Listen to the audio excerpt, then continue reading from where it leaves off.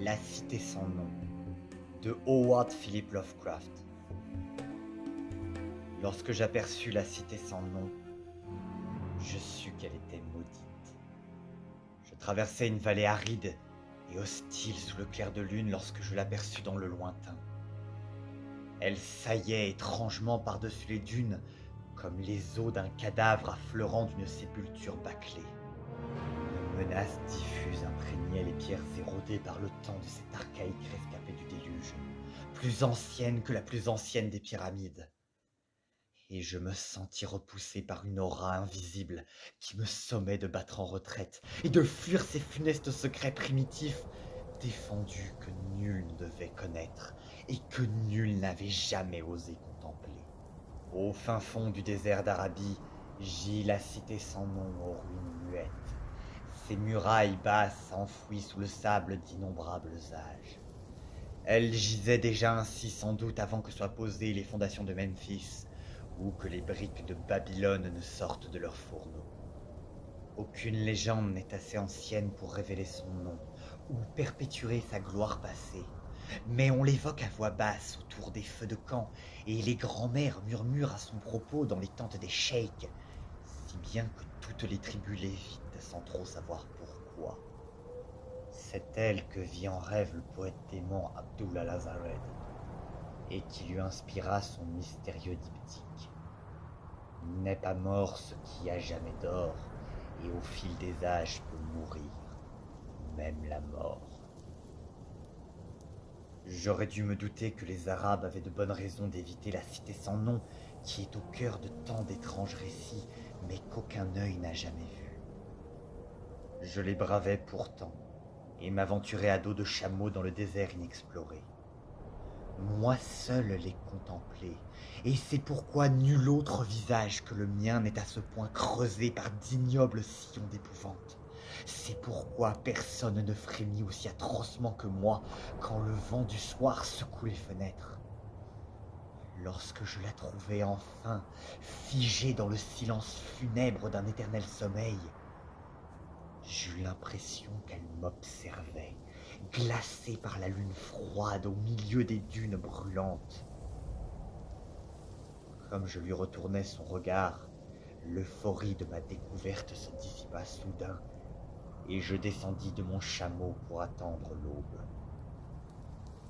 Après bien des heures, les étoiles pâlirent dans la grisaille du matin, et l'Orient se para d'une lueur rose et or. J'entendis une plainte et remarquai qu'un tourbillon de sable dansait parmi les ruines, malgré le ciel dégagé et l'immobilité sereine des étendues désertiques. Le bord étincelant du soleil surgit alors par-delà les dunes lointaines et flamboya un instant au cœur de cette tempête miniature qui faiblissait déjà. Dans l'état fébrile qu'était le mien, je crus entendre monter des profondeurs du sol un fracas d'harmonie métallique qui saluait le disque du feu, tout comme les colosses de même nom célébraient son retour depuis les berges du Nil.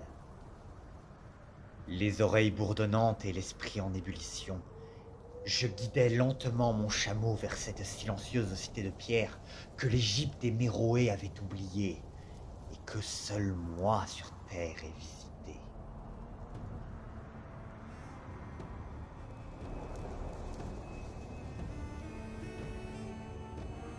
J'errais longuement parmi les fondations éboulées de demeures et de palais, sans jamais trouver la moindre inscription ou sculpture à même de m'éclairer sur les hommes, s'il s'agissait bien d'hommes qui avaient bâti et habité la cité tant de siècles auparavant.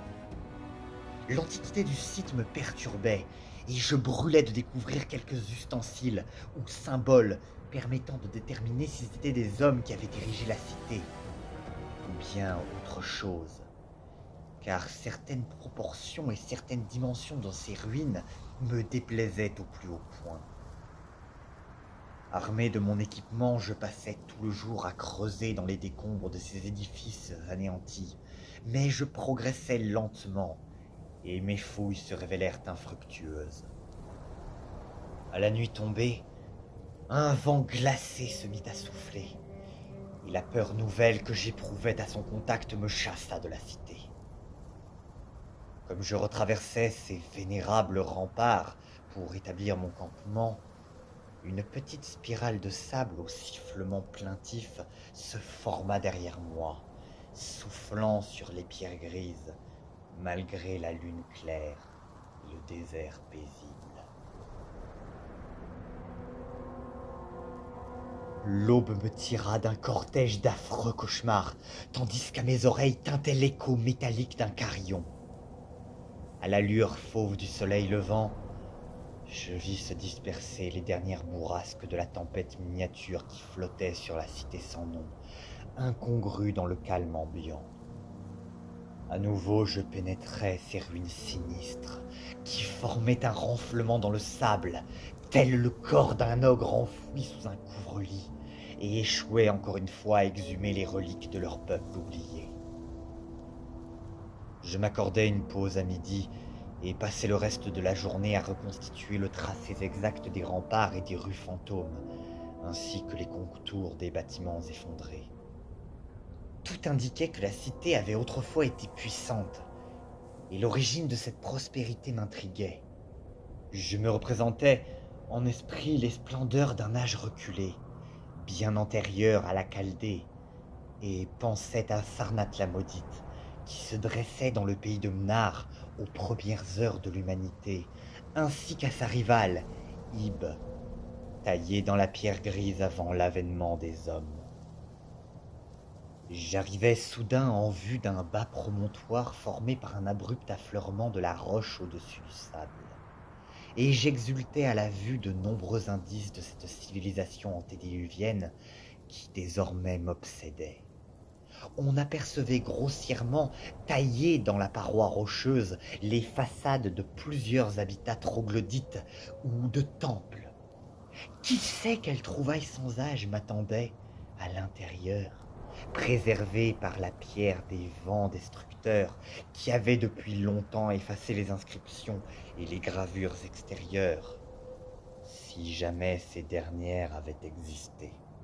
Les ouvertures les plus proches étaient sombres, basses et engorgées par le sable, et j'en déblayai une avec ma pelle avant de m'y glisser en rampant, la torche à la main pour ne rien manquer des mystères qu'elle pourrait contenir. Une fois à l'intérieur, je découvris que la grotte abritait bien un temple, où je pus admirer d'indéniables vestiges de la race qui avait vécu et prié ces dieux du temps où le désert n'en était pas un. J'y trouvais des colonnes, des niches et des autels primitifs tous curieusement bas, et malgré l'absence de sculptures ou de fresques, je remarquai un certain nombre de singulières pierres frappées de symboles ouvragés. Le plafond était étrangement bas, à tel point qu'il me fallait m'agenouiller pour pouvoir lever la tête, mais sa superficie excédait de beaucoup le rayonnement de ma torche. Des frissons étranges me gagnaient à mesure que je m'enfonçais dans ces profondeurs, car certains autels et certaines dalles suggéraient des rites d'une nature si inexplicable, si impensable et si répugnante que je me demandais quelle sorte d'homme avait pu bâtir et fréquenter ce lieu.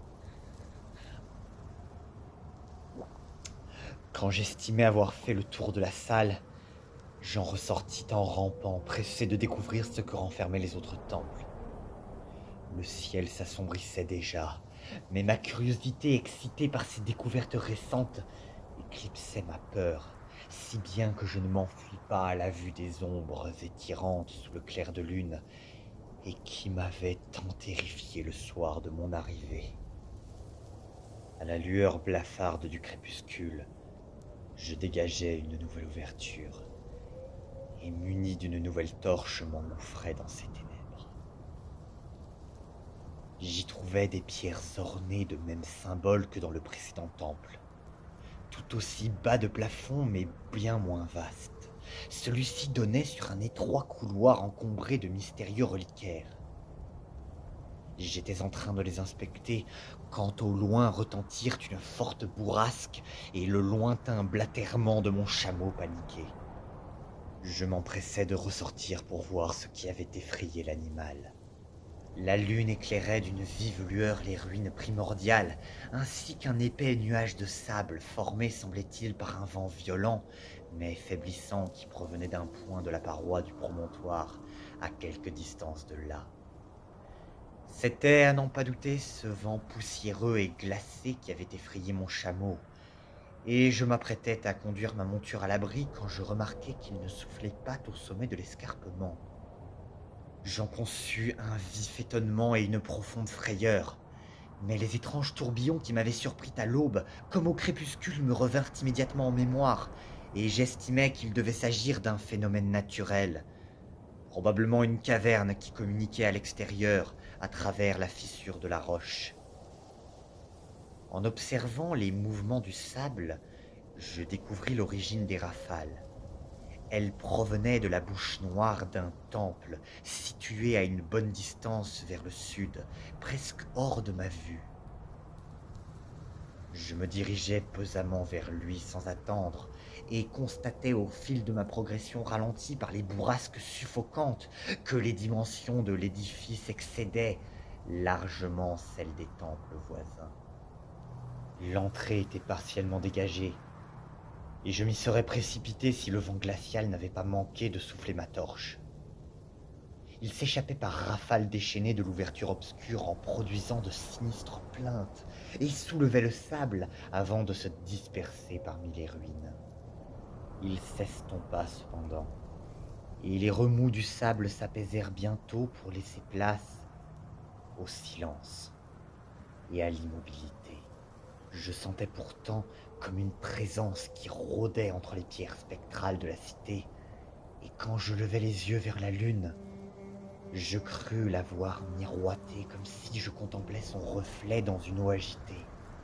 Une peur inexplicable s'était emparée de moi, mais elle n'était pas de taille à lutter contre ma soif de découverte, et le vent avait à peine cessé de souffler que je franchissais le seuil de l'obscur sanctuaire d'où il était sorti.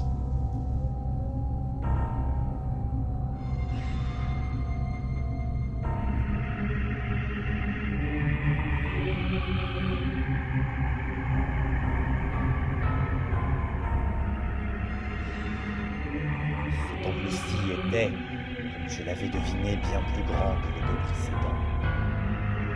Il s'agissait vraisemblablement d'une caverne naturelle, puisqu'elle laissait passer des courants d'air provenant des niveaux inférieurs. Je pouvais presque m'y tenir debout, mais les pierres et les autels que j'y trouvais étaient aussi bas que ceux des autres temples. Les parois et la voûte s'ornaient, cette fois, d'étranges arabesques aux couleurs passées, et par endroits effritées, et je contemplais avec respect ces vestiges de l'art pictural de l'ancien peuple. Un peu plus loin, mon émotion grandit à la vue de somptueux entrelacs cuverlignes sculptés sur les deux autels. En levant ma torche à bout de bras, je constatais que la surface du plafond était trop régulière pour être naturelle, et je me demandais comment les tailleurs de pierre préhistoriques avaient pu aboutir à un tel résultat. L'étendue de leur savoir technique avait sans doute été considérable. L'espace d'un instant, ma torche flamboya plus vivement et j'aperçus parmi les ombres fantastiques qu'elle projetait ce que j'étais venu chercher. L'entrée de ces lointains abîmes d'où le vent avait surgi. Je me sentis faiblir en voyant qu'il s'agissait d'une petite porte artificielle taillée dans la roche épaisse. J'y enfonçai la flamme de ma torche et aperçut un tunnel obscur dont la voûte basse survolait une multitude d'étroits degrés de pierres inégaux plongeant abruptement dans les ténèbres. Ces marches hanteront à jamais mes rêves, car j'ai appris par la suite ce qu'elles signifiaient. Mais sur le moment, j'ignorais s'il fallait y voir un escalier ou une simple enfilade de points d'appui aménagés le long d'une vertigineuse paroi. Dans mon esprit bouillonnait un torrent d'idées folles, et je crus entendre les voix des prophètes arabes traverser l'immensité du désert pour me mettre en garde. Mon hésitation fut pourtant de courte durée, et je m'engouffrai sans attente dans la galerie pour entamer prudemment la descente à plat contre la paroi comme sur une échelle.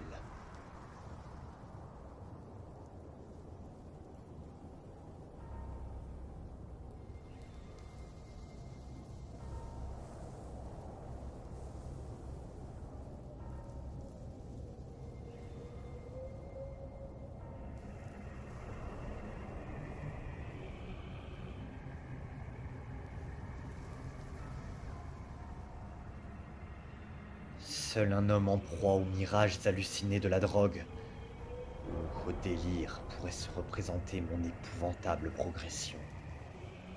L'étroit tunnel s'enfonçait toujours plus loin sous la terre, tel un puits hanté et répugnant, et la torche que je tenais par-dessus ma tête ne pouvait m'éclairer les profondeurs inconnues vers lesquelles je rampais. Je perdis bientôt toute notion de temps, et ne pensais plus à consulter ma montre, mais j'étais saisi d'effroi lorsque je songeais à la distance que j'avais déjà parcourue. La pente par endroits obliquait ou changeait d'inclinaison à tel point que je dus, à une occasion, me faufiler sur le ventre dans un boyau étranglé, les pieds en avant et la torche tendue à bout de bras pour ne pas me brûler. Le plafond était si bas que je ne pouvais pas même m'y agenouiller. Puis de nouveau ces marches étroites qui m'entraînaient toujours plus bas lorsque la lumière vacillante de ma torche vint à mourir.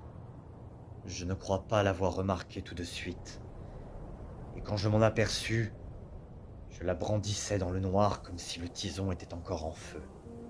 J'étais comme intoxiqué par cette soif d'étrange et d'inconnu qui me poussait à errer sur cette terre et à hanter les sites les plus anciens, les plus lointains et les plus interdits. Dans les ténèbres me revinrent à l'esprit des brides de cette tradition démoniaque que je chérissais tant, des phrases d'Abdul al-Azaled, l'arabe dément, des paragraphes tirés des cauchemars apocryphes de Damasius et d'ignobles vers du délirant Image du Monde, le traité anathème de Gauthier de Metz. J'en répétais d'inquiétants extraits et murmurais les noms d'Aphrasiab et les démons qui voguèrent avec lui sur l'Oxus. Plus tard, je me mis à psalmodier sans cesse cette formule tirée d'un conte de l'ordre du Nassi. La noirceur opaque sans reflet de l'abîme. La noirceur opaque sans reflet de l'abîme. La noirceur opaque sans reflet de l'abîme. La noirceur opaque sans reflet de l'abîme. La noirceur opaque sans reflet de l'abîme. La noirceur opaque sans reflet de l'abîme. La noirceur opaque sans reflet de l'abîme. Et quand la descente se fit particulièrement abrupte, je déclamais d'une voix lancinante ces vers de Thomas Moore, jusqu'à ce que la peur m'empêche d'en réciter plus. Là, un vivier de ténèbres, aussi noir que les chaudrons des sorcières où frémissent ces herbes lunaires qu'on récolte au solstice. Cherchant un gué pour m'épargner la nage, au fond de ce gouffre immense, je crus voir aussi loin que peut porter le regard les flancs lisses et noirs d'une jetée d'onyx, lustrés par les flots d'innombrables âges, de cette poix sombre que l'infâme Styx rejette le long de ses visqueux rivages.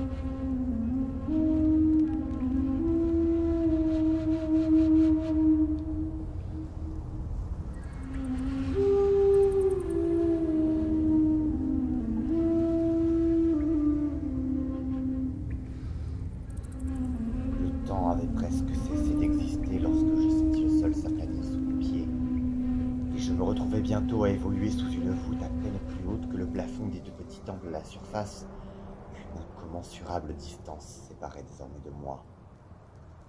Je pouvais me tenir droit, mais à condition de rester à genoux, et c'est aveugle et chancelant que je m'enfonçais dans l'obscurité.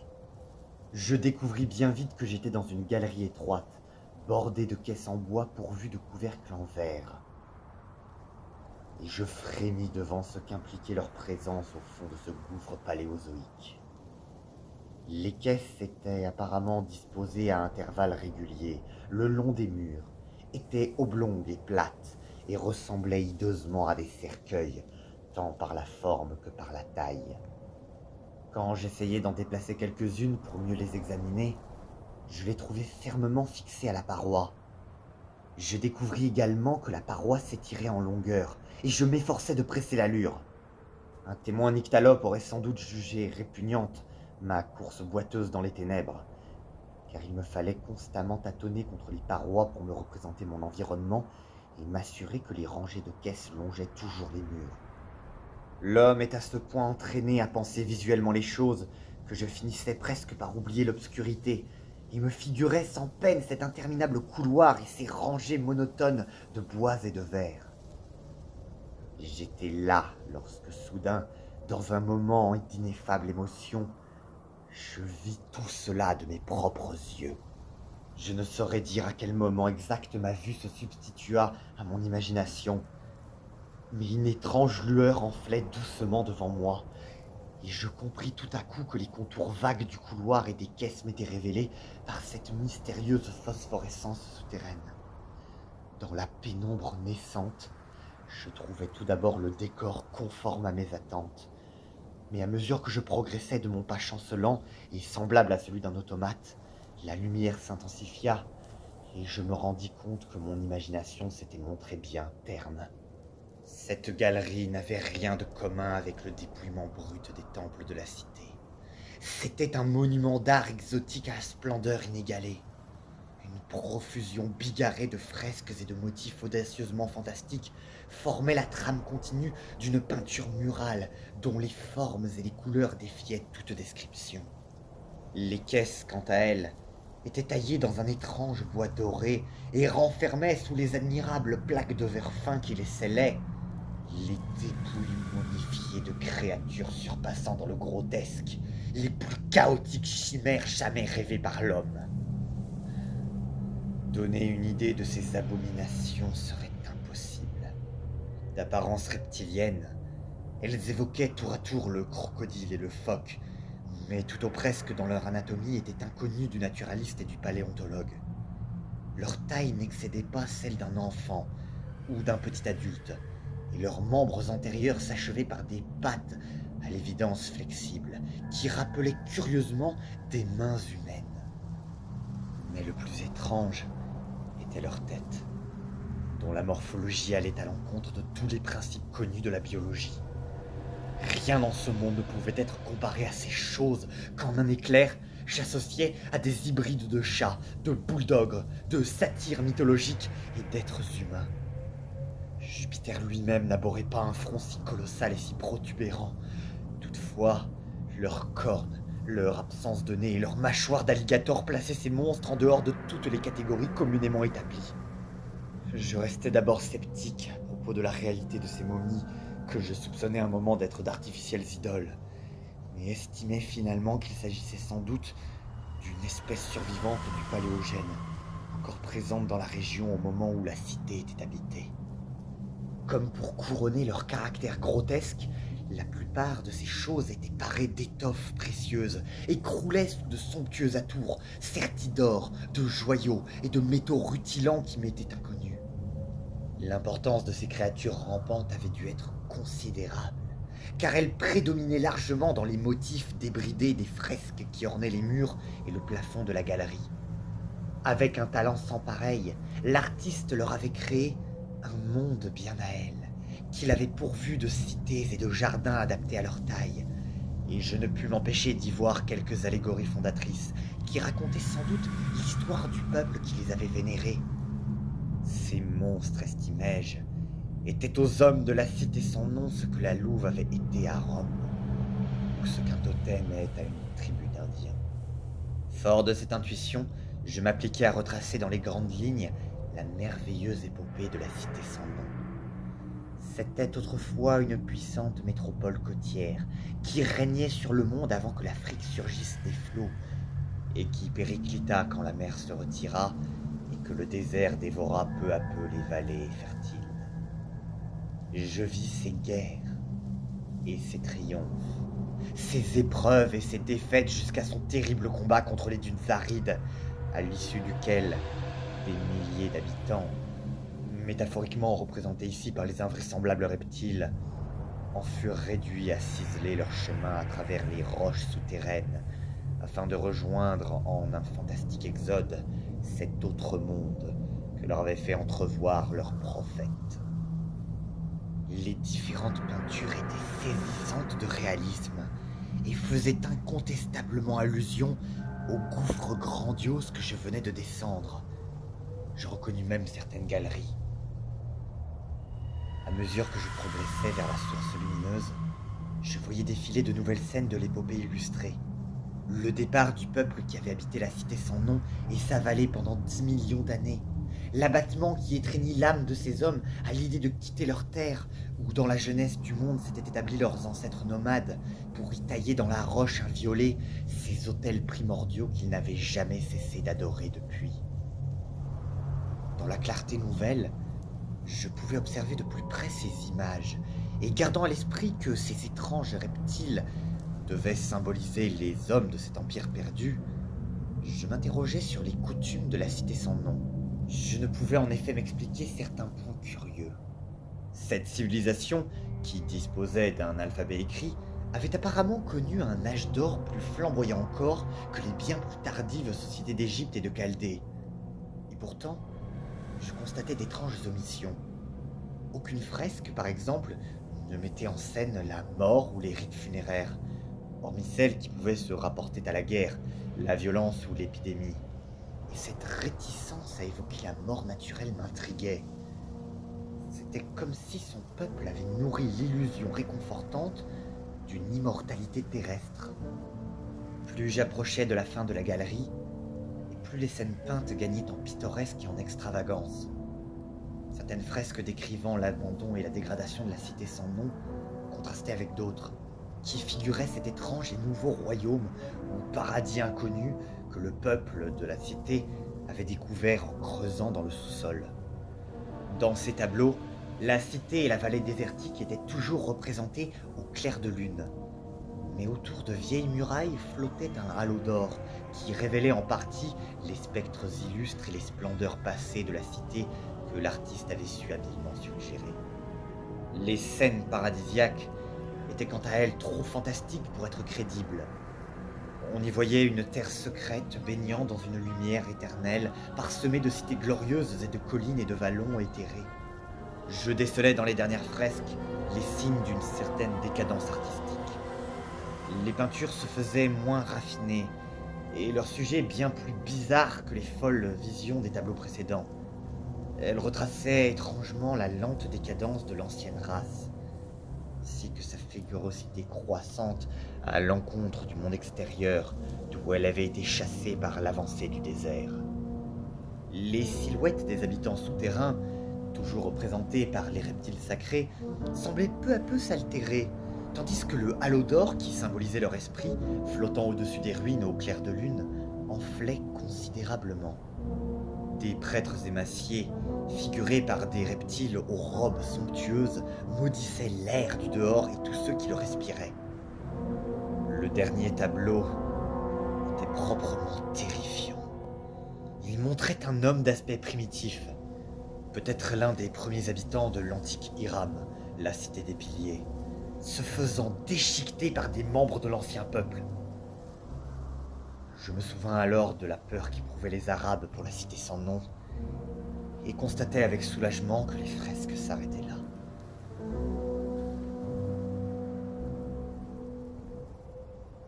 Tout en admirant les fastes rupestres qui m'entouraient, j'avais presque atteint l'extrémité de la galerie à la voûte basse. Je m'aperçus que la lueur phosphorescente provenait d'une large ouverture dans la paroi devant moi. Quand je m'en fus approché, je poussai un cri de violente stupéfaction à la vue de ce qui s'étendait au-delà. Car, en lieu et place d'autres chambres funéraires étincelantes, il y avait seulement un incommensurable abîme, baigné d'une clarté uniforme, pareil sans doute à la mer de brume ensoleillée qu'un alpiniste pourrait contempler depuis le sommet du mont Everest. Derrière moi s'étirait un conduit si étroit que je ne pouvais m'y tenir debout.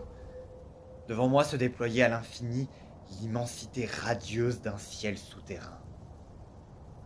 Des marches raides, semblables à celles que j'avais dévalées dans le noir, plongeaient depuis la galerie dans cet abîme, mais disparaissait bien vite sous une nappe de brouillard étincelant. Une imposante porte de cuivre décorée de stupéfiants bas-reliefs était rabattue contre la paroi gauche de la galerie. À en juger par son incroyable épaisseur, elle devait, une fois fermée, séparer complètement cet inframonde de lumière des galeries creusées dans la roche. Je contemplais les marches et n'osais m'y aventurer pour l'instant. Puis je tirai le battant de cuivre sans parvenir à le déplacer. Mort d'épuisement, je m'écroulais à plat ventre sur le sol de pierre, mais même ainsi, mon esprit s'embrasait de pensées prodigieuses que la fatigue ne pouvait éteindre. Alors que je gisais immobile, les yeux clos et les pensées vagabondes, certains détails des fresques qui m'avaient paru sur le coup anodins me revinrent brusquement en mémoire, chargés de nouvelles et de terribles significations. Des tableaux figurant l'apogée de la cité sans nom, la végétation luxuriante de la vallée qui l'entourait, et les contrées lointaines avec lesquelles ces marchands commerçaient. La métamorphose persistante des créatures rampantes m'interpellait tout particulièrement, et je m'étonnais de la voir ainsi utilisée tout au long de cette vaste et ambitieuse chronique en images. Dans les fresques, la cité sans nom était toujours représentée à l'échelle des reptiles. Mais alors, quelle avait été ses véritables dimensions? Quelle avait été sa splendeur? Je me rappelais cette impression d'étrangeté que j'avais éprouvée parmi les ruines. Je pensais ensuite au plafond curieusement bas des temples et de la galerie souterraine qui avait sans doute dû être taillée pour honorer les divinités reptiliennes et forcer leurs fidèles à ramper rituellement contre le sol en hommage à leurs dieux. Peut-être dans ce culte, la reptation était-elle un moyen rituel d'honorer ces créatures. Aucune théorie religieuse cependant ne pouvait aisément expliquer l'exiguïté de ce passage taillé dans l'interminable puits d'accès au monde souterrain. Je songeais alors à ces monstres hybrides dont les restes momifiés m'entouraient et sentis une nouvelle bouffée de peur m'envahir. Les associations mentales sont parfois curieuses, et je tremblais soudain à l'idée qu'à l'exception du pauvre homme primitif mis en pièces dans le dernier tableau, aucune autre silhouette humaine que la mienne n'apparaissait dans ces vestiges et ces symboles d'une race millénaire. Mais comme toujours dans ma vie faite d'errance et d'inconnu, la curiosité prit le pas sur la peur, car l'abîme lumineux et ce qu'il pouvait renfermer m'apparaissait comme un défi digne des plus grands explorateurs. J'étais persuadé qu'un monde fantastique et mystérieux m'attendait tout en bas de ces minuscules marches, et j'espérais y découvrir ces traces d'humanité, étrangement absentes de la galerie peinte. À en croire les fresques, ce royaume inférieur abritait d'extraordinaires cités, ainsi que des collines et des vallées, et je brûlais de parcourir les ruines immenses et opulentes que je ne manquerais pas d'y découvrir. Mes craintes en vérité concernaient le passé plutôt que l'avenir. Pas même l'horreur physique de mon enfouissement dans ce boyau étranglé peuplé de dépouilles reptiliennes et de fresques antédiluviennes, séparées par des kilomètres de roches souterraines du monde que je connaissais, et confronté à cet autre monde de brume et de lueurs irréelles, ne pouvait égaler la terreur mortelle que m'inspirait l'antiquité abyssale et l'âme de l'endroit. Du haut des pierres primitives et des temples creusés dans le roc de la cité sans nom, d'incalculables âges semblaient me contempler avec malveillance, tandis que sur les dernières cartes rupestres de la galerie figuraient des océans et des continents oubliés des hommes et arborant çà et là quelques contours vaguement familiers. Nul n'aurait pu dire ce qu'il était advenu au cours des éons qui avaient succédé au dernier tableau et à la venimeuse déchéance de cette race aux aspirations immortelles. La vie autrefois proliférait dans ces grottes et dans l'étincelant royaume en contrebas. Je me retrouvais désormais seul au milieu de ces terribles vestiges, et je ne pouvais songer sans tressaillir à l'attente immémoriale de ces silencieuses et solitaires sentinelles. Je me sentis brusquement submergé par une nouvelle vague de cette peur intense qui m'étreignait depuis Une irruption dans cette vallée hostile, où, sous la lueur froide de la lune, gisait la cité sans nom. Et malgré mon épuisement, je me redressai en hâte et parcourus fiévreusement du regard la galerie obscure et les tunnels qui me séparaient du dehors.